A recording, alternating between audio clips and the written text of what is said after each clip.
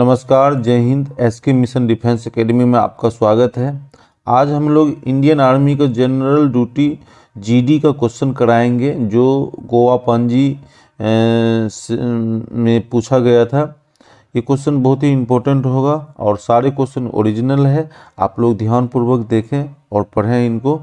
चलते हैं question number 1 पे। अंतर्राष्ट्रीय अहिंसा दिवस किस तारीख को मनाया जाता है? 23 मार्च, बी 30 जनवरी, सी 2 अक्टूबर और डी 10 दिसंबर। तो इसका राइट आंसर क्या होगा? इसका राइट आंसर होगा 2 अक्टूबर।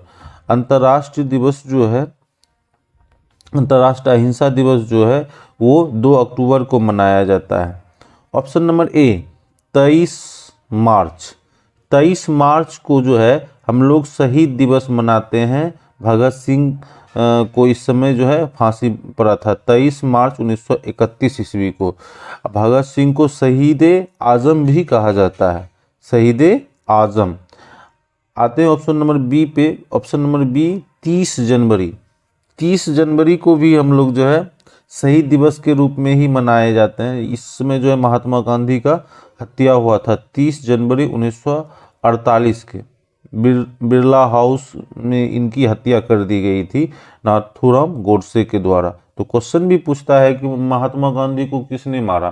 तो नाथूराम गोडसे ने मारा। अगला ऑप्शन है कि 10 दिसंबर। 10 दिसंबर जो है अंतर्राष्ट्रीय मानवाधिकार दिवस है। तो चारों ऑप्शन जो था इस क्वेश्चन का बहुत ही इंपॉर्टेंट था, इसीलिए मैंने चारों ऑप्शन करा दिए। चलते हैं क्वेश्चन नंबर 2 पे। संयुक्त राष्ट्र संघ का मुख्यालय कहाँ स्थित है? बहुत ही इंपॉर्टेंट क्वेश्चन है और इतनी बार पूछा है ये एग्जाम में कि आप सोच नहीं सकते, क्योंकि आपके सिलेबस में भी संयुक्त राष्ट्र संघ जो है एक चैप्टर है, उसको पढ़ना होता है। इसलिए संयुक्त राष्ट्र संघ को पूरे डिटेल से आप लोग पढ़ें। तो संयुक्त राष्ट्र संघ का मुख्यालय जो है न्यूयॉर्क में है। तो आपसे क्वेश्चन है कि न्यूयॉर्क किस देश में है? आप बताइए न्यूयॉर्क किस देश में है? कमेंट करके बताइए न्यूयॉर्क सिटी जो है किस देश में है। चलते हैं क्वेश्चन नंबर 3 पे। फतेहपुर सीकरी किस शासक द्वारा बनवाया गया था? ए अकबर, बी हुमायूं, सी बाबर, डी शाहजहां। तो इसका राइट आंसर होगा, इसका राइट आंसर होगा ऑप्शन नंबर ए अकबर। अकबर के द्वारा जो है फतेहपुर सीकरी बनाया गया था। चलते हैं क्वेश्चन नंबर 4 पे। पानीपत का तीसरा युद्ध किस वर्ष लड़ा गया था? बहुत अच्छा क्वेश्चन है। पानीपत का तीसरा युद्ध किस वर्ष लड़ा गया था? ए 1739, बी 1707, सी 1761, डी 1757। तो इसका राइट आंसर होगा ऑप्शन नंबर सी 1761। पानीपत की तीसरी लड़ाई जो है 14 जनवरी 1761 ईस्वी को हुआ था। और क्वेश्चन ये भी पूछ लेता है कभी कभी कि पानीपत की तीसरी लड़ाई किसके किसके बीच हुआ था? बहुत इंपॉर्टेंट। अहमद शाह अब्दाली और मराठा के बीच हुआ था। क्वेश्चन याद रखें, पानीपत की तीसरी युद्ध अहमद शाह अब्दाली और मराठा के बीच हुआ है। तो बात कर लेते हैं और दो युद्ध जो हुआ था पानीपत में। पानीपत में कुल कितने युद्ध हुआ था? पानीपत में कुल 3 युद्ध हुआ था। तो प्रथम युद्ध कब हुआ था? प्रथम युद्ध हुआ था 21 अप्रैल 1526 ईस्वी। हम इसलिए करा रहे हैं डेट सहित क्योंकि कभी कभी डेट भी पूछ लेता है। 21 अप्रैल 1526 को 1526 ईस्वी को। अब क्वेश्चन आता है कि प्रथम युद्ध किसके किसके बीच लड़ा गया? पानीपत की प्रथम युद्ध किसके किसके बीच लड़ा गया? तो इब्राहिम लोदी और बाबर के बीच लड़ा गया। पानीपत की प्रथम युद्ध इब्राहिम और बाबर के बीच लड़ा गया। तो पानीपत की द्वितीय युद्ध कब हुआ था? पानीपत की द्वितीय युद्ध कब हुआ था? मैं सारे युद्ध पानीपत के करा देता हूँ। पानीपत की द्वितीय युद्ध हुआ था 5 नवंबर 1556 ईस्वी को। कब हुआ था? 5 नवंबर 1556 ईस्वी को हुआ था। अब बात होता है कि पानीपत की द्वितीय युद्ध जो है किसके किसके बीच लड़ा गया था, तो ये हेमचंद्र और अकबर के बीच लड़ा गया था। हेमचंद्र और अकबर के बीच लड़ा गया था। मैं तीनों युद्ध को करा दिए और किसके किसके बीच होता है वो भी करा दिए। आप लोग वीडियो को 2 बार 3 बार जो है बैक करके देखिए। और ये क्वेश्चन बहुत इंपॉर्टेंट है, बहुत इंपॉर्टेंट है, क्योंकि ये 4 गो एग्जाम होने वाला है, clerk, technical, tradesman, nursing assistant, इस चारों में से किसी में एक सेट में ये क्वेश्चन रहना ही रहना है। तो इसलिए आप लोग जो है बारीकी से पढ़ें, बहुत ज़्यादा टेंशन लेके नहीं पढ़ें, जितना ही पढ़ें उतना ही याद रखें। बात पढ़ने की नहीं होती है, बात समझने की होती है, बात याद करने की होती है। पढ़ने को तो सारे बुक पढ़ लीजिए, आपको याद ही नहीं है, फिर आप मुंह ताकिएगा। इसलिए 10 वीडियो है तो 10 वीडियो ही देखें, 20 को वीडियो देखने की ज़रूरत नहीं है आपको। चलते हैं क्वेश्चन नंबर 5 पे। क्वेश्चन नंबर 5 कहता है निम्न में से किसे लेडी विथ द लैम्प के नाम से जाना जाता है? A Annie Besant, B Sarojini Naidu, C Florence Nightingale, D Indira Gandhi. तो इसका राइट आंसर क्या होगा? इसका राइट आंसर होगा ऑप्शन नंबर सी। ठीक है, फ्लोरेंस नाइटिंगेल। बहुत अच्छा क्वेश्चन है और ये क्वेश्चन जो है सारे क्वेश्चन से ये यूनिक क्वेश्चन है। और भारत में प्रथम, विश्व में प्रथम, ये तो याद कर ही लेना, महिला में पुरुष में दोनों में याद कर लेना है आप लोग को। तो क्वेश्चन का सही आंसर क्या होगा? Option number C. Option number A की यदि बात करें हम, एनी बेसेंट की बात यदि हम करें तो ये कांग्रेस की प्रथम महिला अध्यक्ष थी, एनी बेसेंट, जो 1917 के कोलकाता अधिवेशन में ये अध्यक्ष बनी थी। कांग्रेस की प्रथम महिला अध्यक्ष कौन था? Annie Besant. चलते question number, option number B पर। बी कहता है सरोजिनी नायडू। सरोजिनी नायडू जो है प्रथम महिला राज्यपाल थे। कौन थे? प्रथम महिला राज्यपाल सरोजिनी नायडू, जो कि यूपी की थी। प्रथम महिला राज्यपाल कौन है? सरोजिनी नायडू। अगला ऑप्शन है इंदिरा गांधी। इंदिरा गांधी जो है, इंदिरा गांधी भारत की प्रथम महिला प्रधानमंत्री। इंदिरा गांधी भारत की प्रथम महिला कौन है? इंदिरा गांधी, प्रधानमंत्री में। तो इस तरह से हम चारों ऑप्शन देखें, बहुत इंपॉर्टेंट था चारों ऑप्शन। एक और क्वेश्चन बनता है, आप लोग ध्यान से देखें कि जितने भी महिला प्रधानमंत्री बने हैं, राष्ट्रपति बने हैं, प्रथम कौन है, ये सब आप लोग याद करें। एक और इम्पोर्टेंट क्वेश्चन जो कि बार बार पूछा जाता है और वो क्वेश्चन है भारत की प्रथम महिला लोकसभा अध्यक्ष। ठीक है, भारत की प्रथम महिला लोकसभा अध्यक्ष कौन होता है? तो वो मीरा कुमार। बहुत अच्छा क्वेश्चन है, इस क्वेश्चन को भी बहादुर याद करके रखें। ये सारे क्वेश्चन इंपॉर्टेंट हैं। चलते हैं क्वेश्चन नंबर 6 पे। वो कहता है भारतीय नगद मुद्रा के नोट किस शहर में छपता है? अब ये क्वेश्चन के लिए आपको पढ़ना पड़ेगा, ये क्वेश्चन को आपको समझना पड़ेगा। बहुत सारा ऐसा 5 गो क्वेश्चन देगा, उसको आपको समझ के मारना होगा। तो इसका 1 नंबर में है नागपुर, बी नंबर में है मुंबई, सी नंबर में नई दिल्ली और डी नंबर में है नासिक। तो इसका राइट आंसर क्या होगा? इसका राइट आंसर होगा ऑप्शन नंबर डी, नासिक। मैं आपको इसको डिटेल बता देता हूं कि 4 जगह पर जो है ना नोट छपता है। नोट भारत में 4 जगह पे छपता है। कहाँ कहाँ छपता है वो हम बता रहे हैं। आपका जो है पहला छपता है नासिक,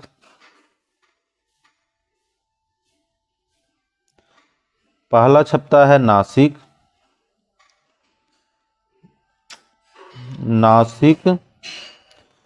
उसके बाद छपता है देवास, उसके बाद छपता है मैसूर, उसके बाद छपता है सावेनी, ठीक है, ये पश्चिम बंगाल में है। कहाँ है? पश्चिम बंगाल में। ये 4 जगह आपको नोट छपता है। तो करेंसी नोट जो छपता है, करेंसी नोट जो छपता है वो छपता है नासिक में, और देवास में जो है ना वो नोट छपता है कौन? वो नोट जो कागज वाले नोट होता है ना वो देवास में छपता है। तो इस तरह से भारत में 4 जगह नोट छपता है। चलते हैं अगला क्वेश्चन पे। अगला क्वेश्चन कहता है कि भारत के एंटोनी जनरल की नियुक्ति कौन करता? बहुत अच्छा इंपॉर्टेंट क्वेश्चन है बहादुर, इसको ध्यान से पढ़ें। भारत का एंटोनी जनरल का नियुक्ति कौन करता है? ए राज्यपाल, बी उच्चतम न्यायालय के मुख्य न्यायाधीश, सी प्रधानमंत्री, डी राष्ट्रपति। तो इसका राइट आंसर होगा ऑप्शन नंबर डी, राष्ट्रपति। एंटोनी जनरल की नियुक्ति राष्ट्रपति करता है। चलते हैं अगला question. Roof of the world किस स्थान को कहा जाता है? चीन को, तिब्बत को, अरुणाचल प्रदेश को, और ये क्या है? अलास्का को। तो इसका राइट आंसर होगा ऑप्शन नंबर बी, तिब्बत को। तिब्बत को जो है ना रूफ ऑफ द वर्ल्ड कहा जाता है। आगे चलते हैं क्वेश्चन नंबर 9 पे। निम्नलिखित में से कौन सी नदी का उद्गम स्थल अमरकंटक है? बहुत अच्छा क्वेश्चन है, ये बहुत बार पूछता भी है। अमरकंटक है तो ए सोन नदी, बी नर्मदा नदी, सी महानदी, डी गोदावरी नदी। तो इसका राइट आंसर होगा नर्मदा नदी। अमरकंटक का जो है उद्गम स्थल नर्मदा नदी का मुख्य रूप से है। अगला क्वेश्चन है, भारतीय संसद के ऊपरी सदन को क्या कहा जाता है? भारतीय संसद के ऊपरी सदन को क्या कहा जाता है? ए लोकसभा, बी विधान परिषद, सी राज्यसभा, डी विधानसभा। तो इसका राइट आंसर होगा राज्यसभा। इसका राइट आंसर होगा राज्यसभा। राज्यसभा, लोकसभा और राष्ट्रपति 3 मिलके जो है संसद बनता है। तो सबसे ऊपरी सदन जो होता है राज्यसभा होता है, और सबसे निचली जो है निम्न सदन जिसको हम लोग बोलते हैं वो लोकसभा होता है। राज्यसभा जो है अनुच्छेद 80 के अनुसार से जो है इसमें सदस्यों की अधिकतम संख्या 250 होता है। कितना होता है? 250। क्वेश्चन बहुत बार आता है कि राज्यसभा में अधिकतम सदस्यों की संख्या कितनी होती है? 250 होती है। और लोकसभा में जो है अधिकतम सदस्यों की संख्या जो है 552 होता है। कितना होता है? 552 होता है। 552 होता है। लोकसभा वर्तमान में सदस्य की संख्या कितनी है? वर्तमान में यदि पूछा जाए तो 545 होगा। कितना होगा? 545 वर्तमान में सदस्य है। एक क्वेश्चन और आता है, आप समझ लीजिए कि राज्यसभा में जो है राष्ट्रपति कितने सदस्य को मनोनीत करता है? तो 12 सदस्य को करता है। और लोकसभा में 2 एंग्लो इंडियन को मनोनीत करता है। लोकसभा में 2, राज्यसभा में 12। इस तरह से राज्यसभा का जो कार्यकाल होता है वो 6 वर्ष की होता है, और लोकसभा का कार्यकाल 5 वर्ष का होता है।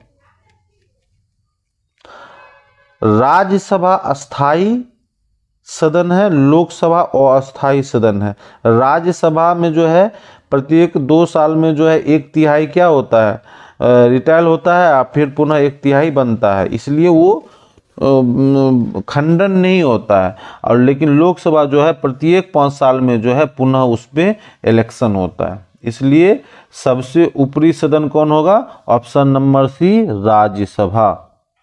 चलते हैं अगला क्वेश्चन पे। अगला क्वेश्चन कहता है, भारत में लोकसभा के चुनाव कितने वर्ष बाद कराया जाता है? ए 6 वर्ष, बी 5 वर्ष, सी 4 वर्ष, डी 3 वर्ष। तो इसका राइट आंसर होगा ऑप्शन नंबर बी, 5 वर्ष। अगला क्वेश्चन है, गेटवे ऑफ इंडिया कहाँ पर स्थित है? ए लखनऊ, बी दिल्ली, सी मुंबई, डी बेंगलोर। तो इसका राइट आंसर होगा गेटवे ऑफ इंडिया जो है मुंबई में स्थित है। कहाँ स्थित है? मुंबई में स्थित है। अगला क्वेश्चन है माई एक्सपेरिमेंट विथ टूथ पुस्तक के लेखक कौन है? तो इस पुस्तक का लेखक है महात्मा गांधी। कौन है? Mahatma Gandhi. Mahatma Gandhi my experiment with टूथ का लेखक है। अगला क्वेश्चन है निम्न में से किसे अक्सर ब्लैक पर्ल कहा भी जाता है? थोड़ा दिखाई नहीं देता इसलिए ऐसे हो रहा है। कहकर भी संबोधित किया जाता है। क्वेश्चन फिर से एक बार रिपीट कर देते हैं। निम्न में से किसे अक्सर ब्लैक पर्ल कहकर भी संबोधित किया जाता है? ए पेले, बी वीनस विलियम्स, सी मैराडोना, डी सेरेना विलियम्स। तो इसका राइट आंसर होगा ऑप्शन नंबर ए। इसका राइट आंसर होगा ऑप्शन नंबर ए।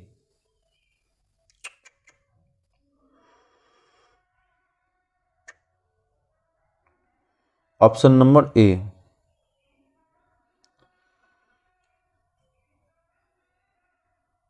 चलते हैं अगला क्वेश्चन पे। अगला क्वेश्चन कहता है कि ब्रह्म समाज के संस्थापक कौन थे? ए राजा राम मोहन राय, बी स्वामी विवेकानंद, डी दयानंद सरस्वती, सी दयानंद सरस्वती, डी ज्योतिबा फूले। तो इसका राइट आंसर होगा ऑप्शन नंबर ए। इसका राजा राम मोहन राय। ठीक है, ये कराया हुआ क्वेश्चन लग रहा है हमको, इसीलिए हम आगे बढ़ रहे हैं। नहीं देखे हैं तो पिछले वीडियो जाके देखें ओरिजिनल क्वेश्चन का, उसमें आपको मिलेगा शायद। अगला क्वेश्चन है इसका, अगला क्वेश्चन है 16 नंबर। निम्न में से कौन एक अनुचुंबकीय धातु है? ए लोहा, बी निकेल, सी कोबाल्ट, डी टीन। तो इसका सही आंसर होगा ऑप्शन नंबर डी टीन।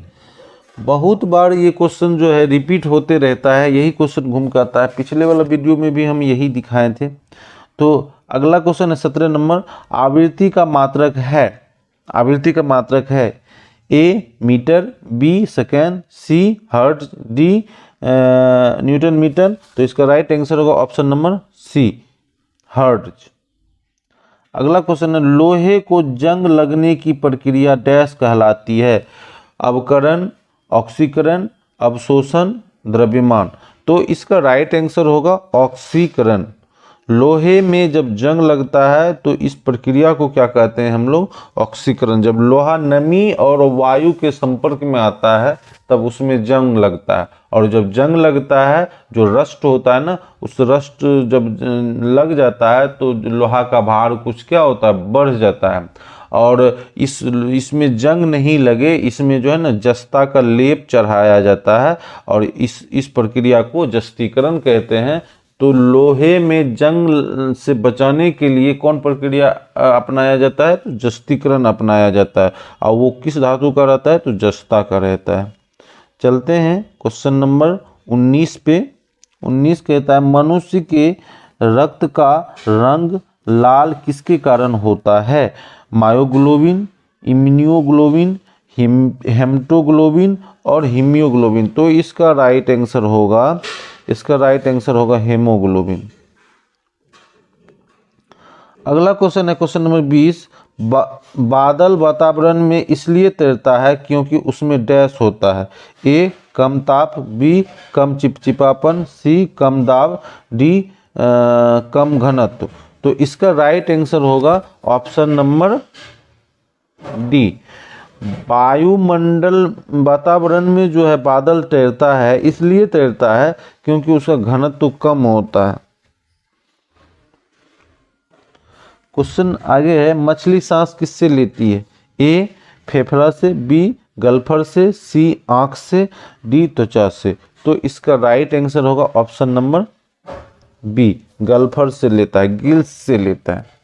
अगला क्वेश्चन है एक हॉर्स पावर डैश वाट।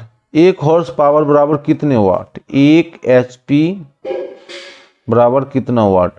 तो ए नंबर ऑप्शन में 546, बी नंबर में है 746, सी नंबर में 846, डी नंबर में 646। तो इसका राइट आंसर होगा बी 746। चलते हैं क्वेश्चन नंबर 20 पे। कितना है 21 22 पे। एलपीजी सिलेंडर किन गैसों का मिश्रण पाया जाता है। बहुत अच्छा क्वेश्चन और सब गलती करेगा इसको, इतने क्लोज इसमें दिया है ऑप्शन की गलती करेगा।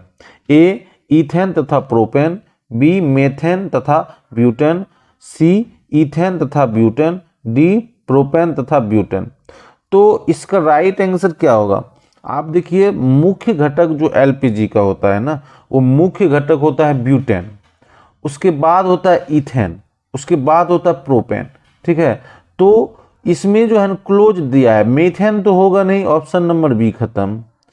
इथेन प्रोपेन दोनों नहीं होगा क्योंकि ब्यूटेन रहना बहुत जरूरी है। यदि ब्यूटेन ऑप्शन में है तो इथेन प्रोपेन को नहीं लेंगे हम, ब्यूटेन एक लेना है। अब देखते हैं इथेन है और ब्यूटेन है, प्रोपेन है और ब्यूटेन है। तो इथेन और butane is right answer, propane यहाँ पे नहीं लेंगे हम लोग। यदि नहीं रहता ब्यूटेन तब इथेन और प्रोपेन ले लेते हैं। ठीक है, तो इस तरह से question number C right answer हुआ। चलते हैं क्वेश्चन नंबर 24 पे। मनुष्य के शरीर में रक्त की मात्रा कितना होती है। ए बहुत अच्छा क्वेश्चन है, हम पढ़ाए भी हैं इस क्वेश्चन को। 14%, बी 7%, सी 1%, डी 90%। तो इसका राइट आंसर होगा बी 7%। किसी भी मनुष्य के शरीर में उसके वजन का 7% ब्लड रहता है। मान लिया जाए, सपोज कर लेते हैं हम लोग कि किसी व्यक्ति का वजन है 60 kg और उसमें ब्लड कितना रहना, तो इसको 7 से गुना कर दीजिए, 1% 100 से गुना कर दीजिए, ये शून्य कट गया, 7×6 42 हो गया, 42/10, मतलब एक ये शून्य हो रहा तो यहाँ पे दशमलव लग दिए, तो 4.2। कहने का मतलब यदि कोई व्यक्ति 60 kg का है तो उसके शरीर में मिनिमम ब्लड जो है 4.2 रहना चाहिए, तभी वो स्वस्थ है। यदि इससे कम है तो उसको ब्लड की कमी है, उसको एनीमिया हो सकता है। चलते हैं आगे क्वेश्चन नंबर। अगला क्वेश्चन कहता है प्रकाश संश्लेषण डैश में अधिकतम होती। बहुत अच्छा क्वेश्चन है बहादुर, इस क्वेश्चन को आप पढ़ें और समझें। प्रकाश संश्लेषण डैश में अधिकतम होती है। श्वेत प्रकाश में, बैंगनी प्रकाश में, नीले प्रकाश में, हरे प्रकाश में। आर्मी यही तो करता है, आर्मी हमेशा विद्यार्थी को दिग्भ्रमित करता है। क्वेश्चन वही रहता है, सिर्फ उसका जो है ना इधर उधर कर देता है। तो लड़का जो है जो रट्टूमल है वो याद करता है फिर भूल जाता है, लगता है हम याद ये किए हैं, होता यही है। लेकिन इसका हम सही से जवाब दे देते हैं आपको कि इसका राइट आंसर होगा बैंगनी। देखो प्रकाश संश्लेषण की क्रिया जो होता है ना, प्रकाश संश्लेषण की क्रिया जो होता है ना, रंग की बात कहा जाए तो वो सबसे ज्यादा होता है लाल में, सबसे ज्यादा लाल में। उसके बाद जो कोई दूसरा रंग है ना वो बैंगनी है, वो बैंगनी है। तो उस प्रकाश की जो प्रकाश संश्लेषण की क्रिया सबसे अधिक लाल में। तो कभी कभी आपको ऑप्शन में लाल मिल जाएगा, बैंगनी नहीं रहेगा। तो आपको लाल रहेगा, हरा रहेगा ही रहेगा, लाल रहेगा, हरा रहेगा, तो आपको वो दिग्भ्रमित कर देगा। अभी मैंने बैंगनी आंसर करा दिए, क्योंकि लाल तो है ही नहीं, इसीलिए मैं बैंगनी आंसर लिए। लेकिन जब लाल रहता और बैंगनी भी मान लिया जा रहता तब पर भी आंसर इसका लाल होता, क्योंकि सबसे ज़्यादा यदि प्रकाश संश्लेषण की क्रिया होती है तो वो लाल रंग में होता है। तो हमको लगता है कि आप लोग समझ गए होंगे। चलते हैं आगे नंबर 26 पे। पाचन के पश्चात प्रोटीन किसमें परिवर्तित होता है। बहुत स्टैंडर्ड क्वेश्चन पूछा गया इस सेट में। आप लोग जो है जो याद नहीं किए हैं, जो नहीं समझे हैं, वो गलत करके आ जाएंगे। ग्लूकोज में, सुक्रोज में, वसा में, एमिनो एसिड में। तो याद रखिए प्रोटीन जब भी पचता है तो वो एमिनो एसिड बनता है। क्या बनता है? एमिनो एसिड बनता है। H2NCHROOH, ये हुआ एमिनो एसिड। H2NCHROOH ये हुआ एमिनो एसिड, राइट है, एमिनो एसिड। तो पाचन के पश्चात प्रोटीन किस में परिवर्तित हो जाता है? एमिनो एसिड में परिवर्तित हो जाता है। ग्लूकोज, वसा, सुक्रोज में नहीं होता। तो ग्लूकोज का फॉर्मूला आप लोग को याद है, सुक्रोज का भी याद है। यदि नहीं याद है तो आप कमेंट करके हमको बताएं, फिर मैं बताऊंगा आपको। क्वेश्चन आगे चलते हम लोग। आगे क्वेश्चन है,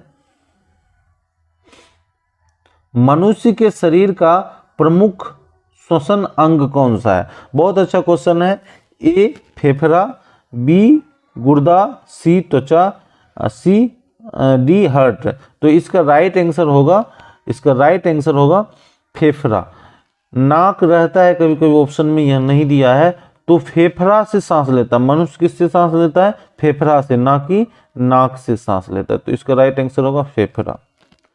अगला क्वेश्चन है कि जीवन की मूलभूत इकाई क्या है?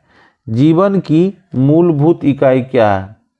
ए अंग, बी सी ऊतक, डी कोशिका, बी कोशिकांग। तो इसका राइट आंसर होगा सेल। मूलभूत इकाई सेल है। अगला क्वेश्चन है 29 नंबर क्वेश्चन, टाइफाइड किससे होता है? वायरस से, प्रोटोजोआ से, सी बैक्टीरिया से, डी प्रोटीन से। तो इसका राइट आंसर होगा ऑप्शन नंबर सी। टाइफाइड जो है बैक्टीरिया से होता है, बैक्टीरिया से, जीवाणु जिसको कहते हैं हम लोग। और टाइफाइड कहाँ होता है? तो टाइफाइड आंत में होता है। कहाँ होता है? आंत में होता है। और वायरस, जिसको हम लोग वायरल बुखार भी बोलते हैं, वायरल फीवर इत्यादि जो बोलते हैं, तो वायरस से होने वाले बीमारी कौन कौन है? जैसे एड्स हो गया, ठीक है, ये वायरस से होता है। इसी तरह से जीवाणु से जो है टीबी हो गया, निमोनिया हो गया, ये सब फेफड़े में होता है, ये सब जीवाणु से होता है। चलते हैं क्वेश्चन नंबर 30 पे। पागल कुत्ते को काटने से कौन सी बीमारी होती है? पागल कुत्ते को काटने से कौन बीमारी होती है? तो ए नंबर में है डेंगू, बी नंबर में हैजा, सी नंबर में मलेरिया, डी नंबर में रेबीज। तो इसका राइट आंसर होगा रेबीज, क्योंकि रेबीज किससे होता है? विषाणु से होता है। इसका सही आंसर है रेबीज। पागल कुत्ते को काटने से रेबीज होता है। इस तरह से हम लोग आज जो है टोटल जो है 30 क्वेश्चन कंप्लीट कर लिए हैं। और इसी तरह से जीके पूछता है, सब ट्रेडिशनल जीके पूछता है, आपको छोटा छोटा पूछता है। लेकिन छोटा छोटा से काम नहीं चलने वाला है। आपको जब तक डिटेल नहीं पढ़ना है, जब तक भारी क्वेश्चन को आप डील नहीं करेंगे, तो छोटा छोटा क्वेश्चन आपको आसान नहीं लगेगा। आप हर एक क्वेश्चन का एनालिसिस देखें। मेन मकसद ये नहीं है कि वीडियो आप देखें, 2 मिनट देखें, छोड़ दिए, ये मेन मकसद नहीं है। मेन मकसद यही है कि मेरे द्वारा कराया गया सारा एनालिसिस आप कितने अच्छे से सुनते हैं, ठीक है। वीडियो कम से कम जब बने तो 1 या 2 बार अवश्य देख लें, ठीक है। उसके बाद आपको देखिएगा धीरे धीरे आप में इम्प्रूव होते रहेगा, धीरे धीरे क्वेश्चन आपको याद रहेगा।